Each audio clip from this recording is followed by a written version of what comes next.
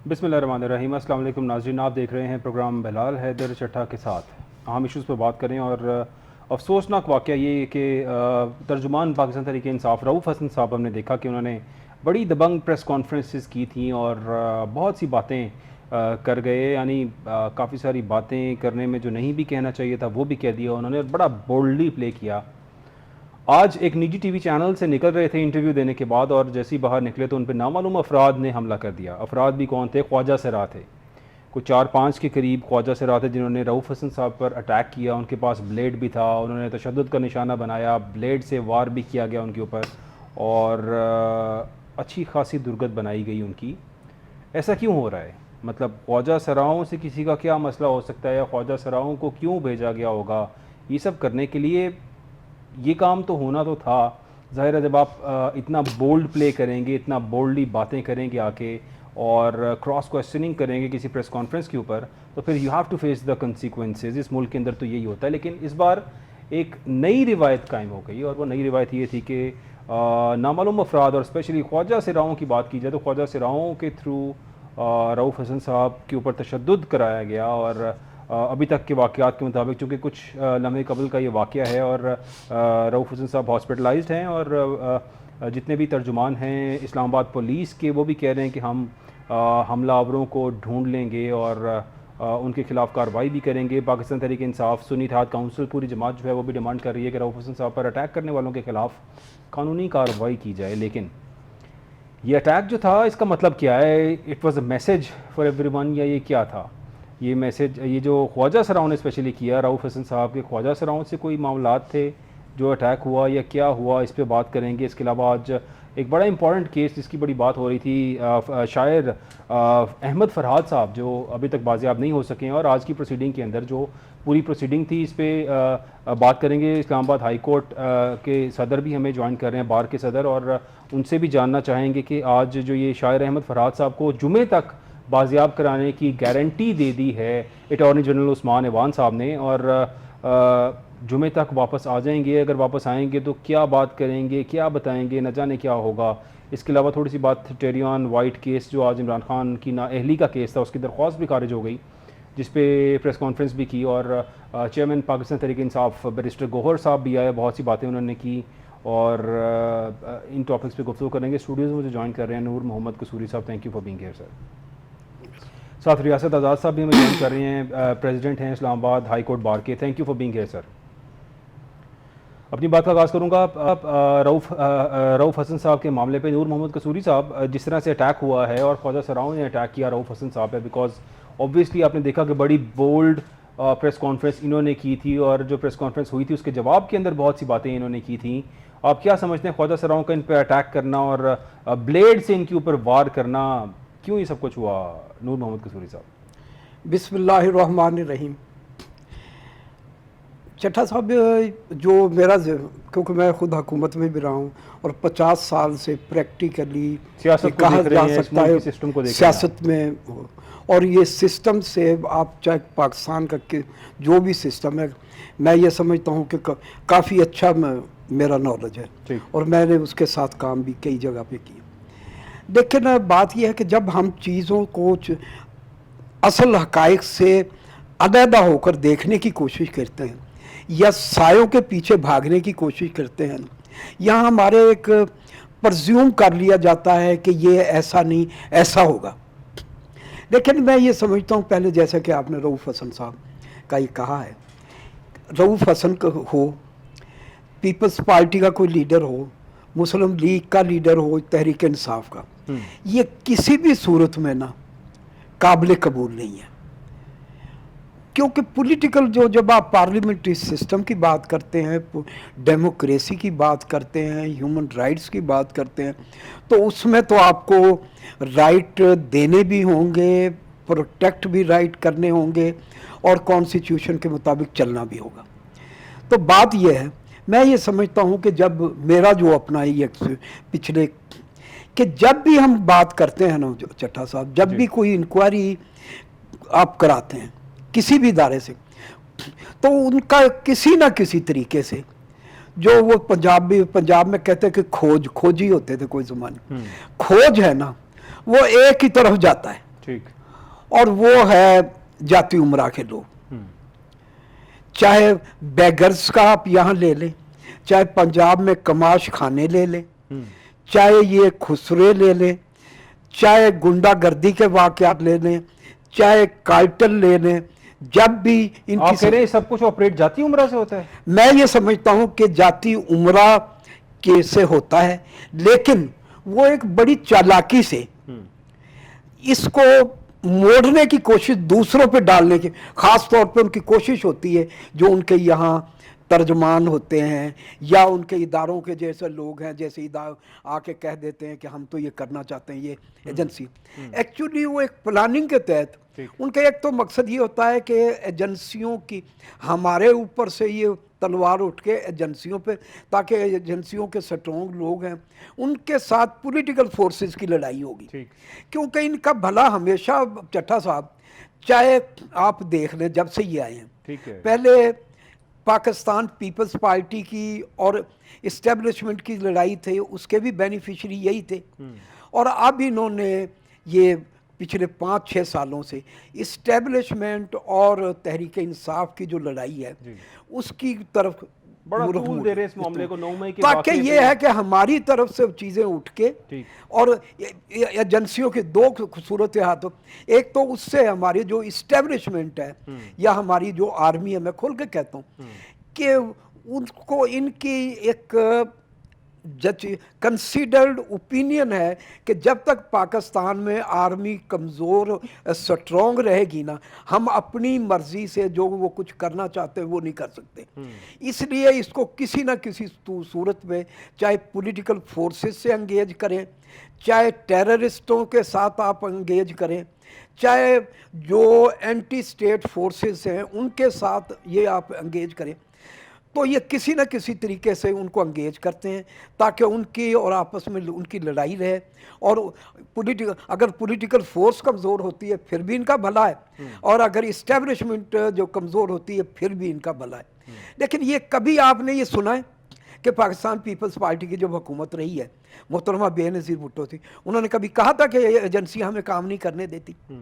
یا پھر دوبارہ 93 میں آتی ہے, یا آصف زرداری صاحب تھے.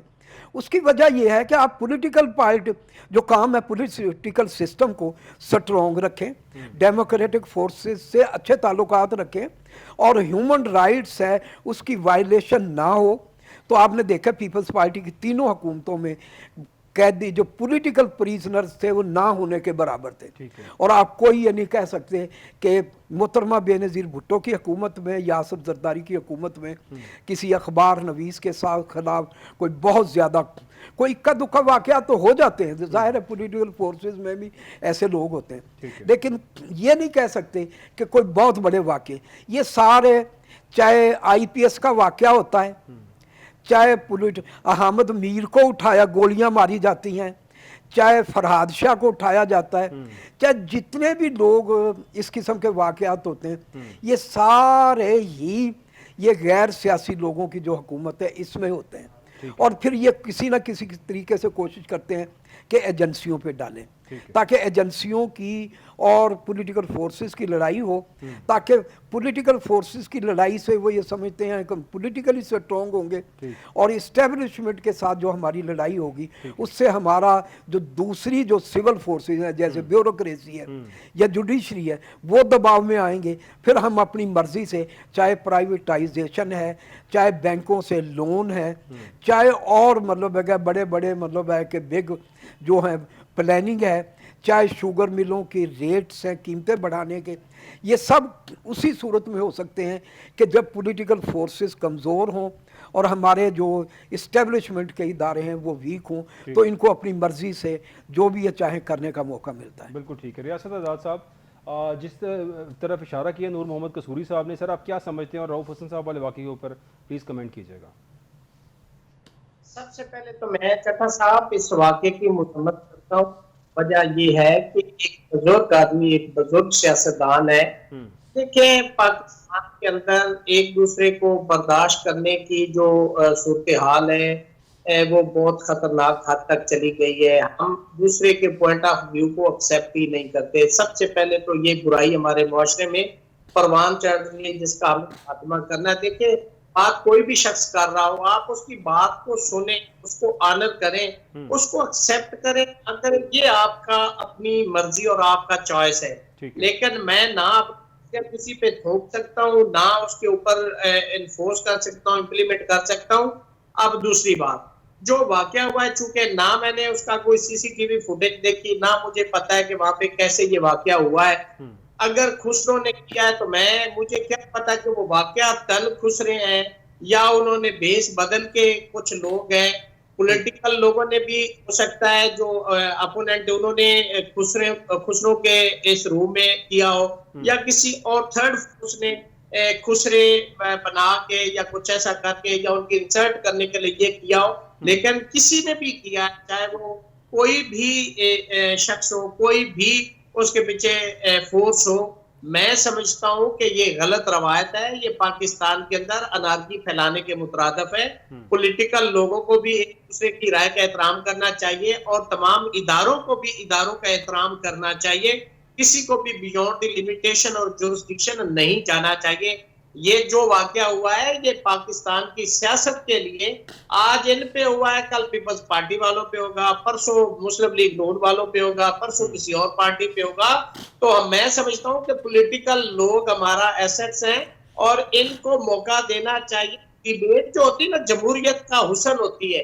جب تک آپ ڈیبیٹ کو مائنس کر دیں گے, پوائنٹ آف کنٹروورسی کو مائنس کر دیں گے, تو پھر جمہوریت نہیں رہتی, پھر ڈکٹیٹرشپ ہو جاتی ہے. تو میں سمجھتا ہوں اگر آپ نے میں رکھنی تو آپ نے دوسرے کے پوائنٹ آف ویو کو آنر کرنا ہے اور اس کو سننا ہے اور اس کو برداشت کرنا ہے. یہی جمہوریت کا حسن ہے. بالکل ٹھیک کہہ رہے ہیں سر, انتہائی قابل مذمت ہے اس طرح کے واقعات جو رؤوف حسن صاحب یا کسی بھی سیاستدان کے ساتھ پیش آئے, کیونکہ اگر ایسی روایت بنے گی تو پھر یہاں پہ تو معاملات بڑے بگاڑ کی طرف چلے جائیں گے. اور جس طرح سے نور محمد قصوری صاحب نے اشارہ کیا, اگر کوئی پولیٹیکل پارٹی ایسا کچھ کر بھی رہی ہے تو انتہائی قابل مذمت ہے, ایسا نہیں کرنا چاہیے. یہاں پہ اپنا گن کسی اور پہ ڈالا جاتا ہے, بہت سی ایسی باتیں کی جاتی ہیں. نور قصوری صاحب آپ کیا سمجھتے ہیں سر, جو آپ نے بات کی, آپ نے پھر ساتھ یہ بھی کہا کہ جب بھی پیپلز پارٹی کا دور رہا ہے تو کبھی ایسا کوئی واقعہ, ایسی کوئی الزام تراشی یا ایسا کچھ بھی سامنے نہیں آیا. سو آپ سمجھتے ہیں کہ پیپلز پارٹی کے دور کے اندر جس طرح سے آج الزامات لگ رہے ہیں کہ انوالومنٹ رہی ہے کچھ اداروں کے اندر, تب اداروں کی انوالومنٹ نہیں ہوتی تھی, آپ یہ سمجھتے ہیں سر؟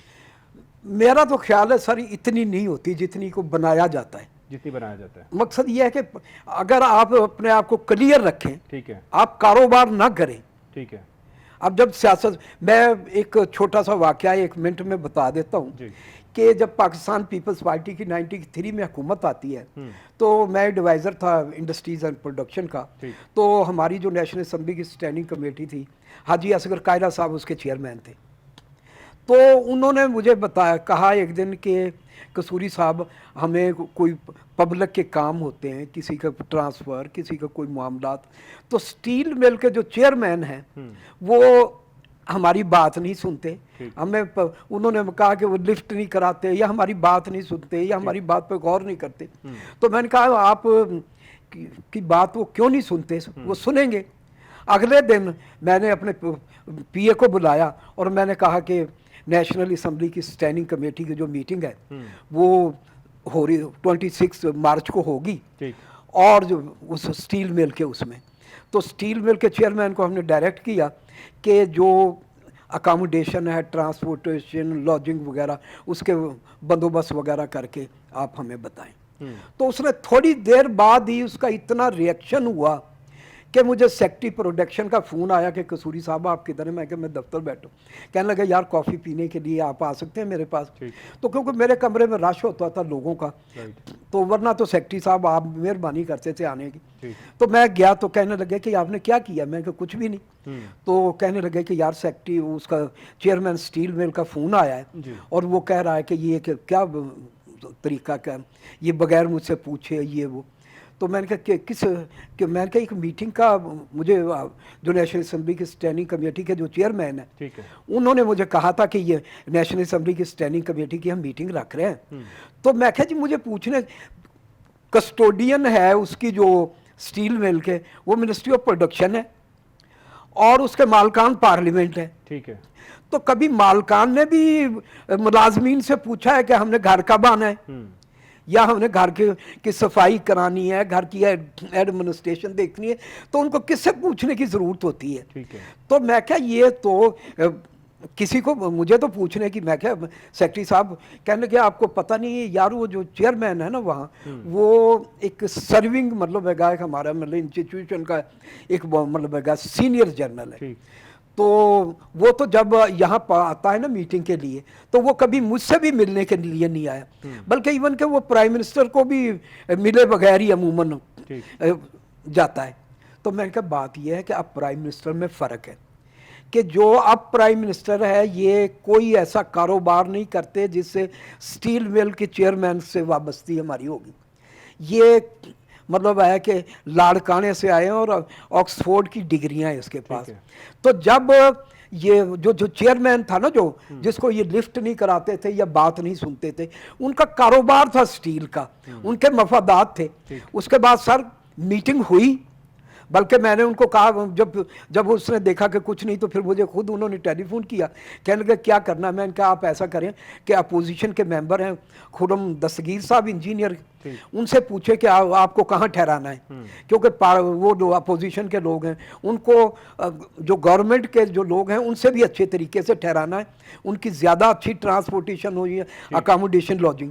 ہمارے جو گورنمنٹ کے چاہے ان کو گیسٹ ہاؤس میں ٹھہرا لیں کوئی بات نہیں. میٹنگ ہوئی, اس کے بعد پھر کبھی ہمیں شکوہ شکایت ہوا ہی نہیں.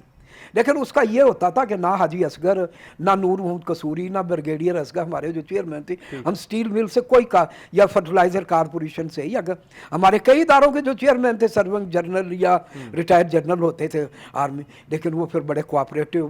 جب آپ اپنا ذاتی مفادات کے بجائے ملکی قومی مفاد کے لیے کام کریں گے تو اداروں میں آپ کا انفلوئنس بڑھے گا. اداروں کے اندر اس میں کوئی شک نہیں ہے.